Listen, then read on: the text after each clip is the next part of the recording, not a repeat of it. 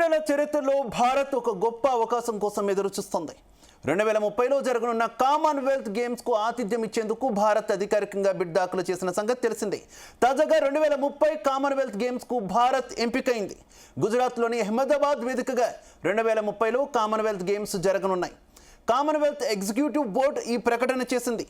మన దేశంలో 20 ఏళ్ల తర్వాత మళ్ళీ ఈ క్రీడలు జరగబోతున్నాయి. 2010లో ఢిల్లీ వేదికగా ఈ వేడుకలు మన దేశంలో ఘనంగా నిర్వహించుకున్న విషయం మనకు తెలిసిందే. ఇక కామన్వెల్త్ స్పోర్ట్స్ కమిషన్ నైజీరియాలోని అబూజా నగరాన్ని కాదని మన అహ్మదాబాద్ నగరాన్ని ఆతిథ్యం కోసం ఎంపిక చేసింది.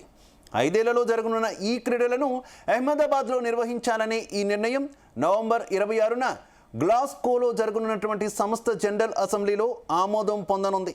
ఇది కేవలం క్రీడా పోటీలకు ఆతిథ్యం ఇవ్వడం మాత్రమే కాదు, అంతర్జాతీయ క్రీడా వేదికపై భారతదేశ స్థానాన్ని సుస్థిరం చేయడంతో పాటు 2036 ఒలింపిక్స్ ఆతిథ్యం వైపు వేస్తున్న ముందడుగుగా కనిపిస్తోంది.